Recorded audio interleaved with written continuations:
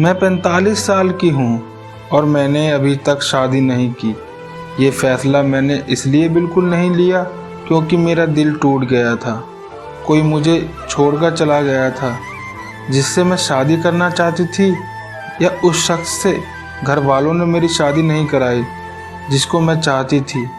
इसी वजह से मैं डिप्रेशन में नहीं गई। अब उसकी याद में दिन रात आंसू बहाती हूँ। इसी वजह से मैं किसी और के साथ आगे नहीं बढ़ पा रही। मेरे शादी न करने के पीछे की वजह ये भी नहीं है। इसके अलावा ना ही मुझे किसी ऐसे मर्द से प्यार था जो पहले से शादीशुदा था, और हाँ, ना ही मेरे भीतर कोई कमी थी। दिव्यांग भी नहीं थी, न ये वजह भी नहीं थी। इसके बावजूद मैंने शादी नहीं की क्योंकि मुझे कोई अपने मन मुताबिक कोई शख्स नहीं मिला। कोई ऐसा नहीं मिला जो मुझ पे वैसा ही प्यार करे जैसी मैं हूँ। मैं सिर्फ घर बसाने के लिए सिर्फ शादी नहीं करना चाहती थी। ये सभी बातें जब मैंने अपने घर में समझाई तो घर वाले तो समझ गए, लेकिन जो नहीं समझे थे वो थे रिश्तेदार, सोसाइटी, दोस्त। इन लोगों को समझाना आसान नहीं था। मुझे याद है इलाहाबाद में ग्रेजुएशन की पढ़ाई पूरी करने के बाद जब दिल्ली पहुंची थी, तभी ये बातें सिर उठाने लगी थी कि अब तो दिल्ली में जर्नलिज्म की पढ़ाई पूरी करने के बाद तो अनीता की शादी कर देंगे। कहीं लड़का देखा या नहीं, तो मम्मी पापा हमेशा कह देते थे कि नहीं, अभी तो बिल्कुल नहीं, क्योंकि अभी तो वो जॉब करेगी, इसके बाद ही कुछ इस बारे में सोचेंगे। ये सब बातें मेरे कानों में भी पड़ती थी, लेकिन मैं तो अपनी दुनिया में खुश थी, आगे बढ़ रही थी, अच्छे मीडिया हाउस में काम कर रही थी, मेरे लेख प्रकाशित हो रहे थे, जॉब बदल रही थी। इधर घर में बड़ी बहन की शादी हो चुकी थी। फिर मुझे भी इस बारे में सवाल किया गया तो मैंने मम्मी पापा और भाई बहनों के सामने अपनी राय रख दी। उन्होंने पहले ही मेरी बात को मान लिया, मगर दोबारा इन्हें इस बात का यकीन हो गया था कि शायद ये बात करना मेरे लिए बेईमानी है। पेरेंट्स ने न सिर्फ बात का सम्मान किया और ना ही सम्मान, बल्कि अब रिश्तेदारों के अटपटे सवालों के जवाब भी वही देने लगे थे। इसी दौरान मैंने कानपुर लौटने का फैसला कर लिया। दरअसल मैं चाहती थी कि अपने शहर में कुछ करूं, बस इसलिए अपना बिजनेस शुरू करने का फैसला किया। मैं कानपुर वापस आ गई। यहाँ आने के बाद मैं इंटीरियर डिजाइनिंग शुरू की। इसके साथ साथ मैंने लिखना पढ़ना जारी रखा। यहाँ आकर भी मैं देश प्रतिष्ठित अखबारों और मैगजीनों के लिए लिखती रहती थी, मगर यहाँ आने के बाद मेरा शादी नहीं करना एक बड़ा मुद्दा बन गया। हर कोई नसीहत देने लगा, अकेली औरत की ज़िंदगी बड़ी कठिन होती है, बहुत मुश्किल होता है पूरी उम्र बिना किसी साथी के काटना, बुढ़ापे में कौन साथ देगा। सवालों की ये आंधी यहीं नहीं थमी।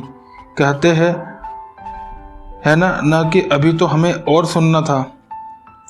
तो बस अगर मैं कहीं किसी रिश्तेदार के घर जाती और कह देती कि अच्छा अब मैं चल रही हूँ, तो लोग कहते थे कि अच्छा तुम क्यों जाना है, तुम्हारा घर पर कौन इंतज़ार कर रहा है, तुम्हारे कौन से बच्चे रो रहे हैं, तुम रुको यहीं। इस तरह के तमाम सवाल मेरे सामने थे।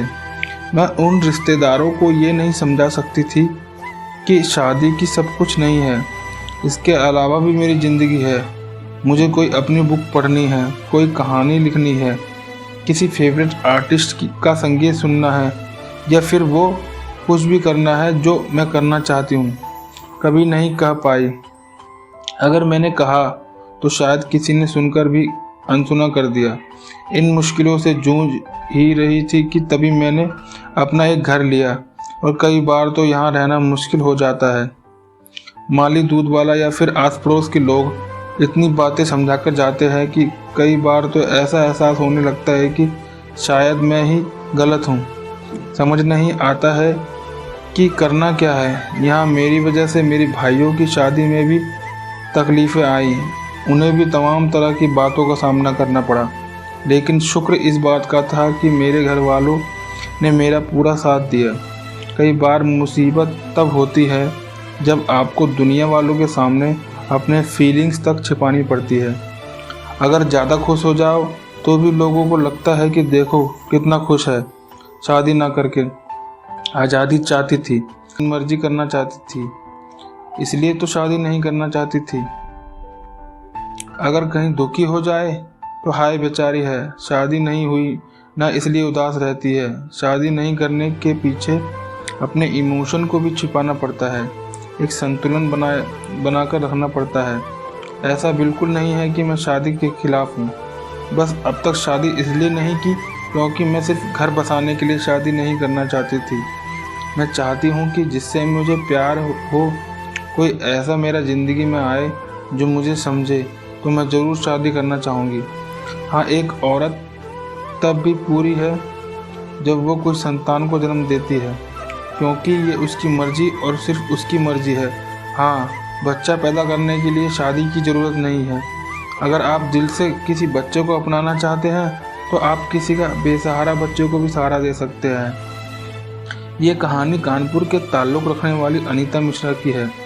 अनीता पेशे से एक इंटीरियर डिज़ाइनर है। इसके अलावा वे फ्रीलांस जर्नलिस्ट भी हैं। उनके लेख देश के प्रतिष्ठित अखबारों और मैगजीनों में छपते रहते हैं। कुछ साल पहले शादी नहीं करने के फैसले की वजह से उन्होंने ज़िंदगी में कई तरह की परेशानियों का सामना करना पड़ा। अपने उन्हीं अनुभवों को उन्होंने हमारे साथ साझा किया है। धन्यवाद।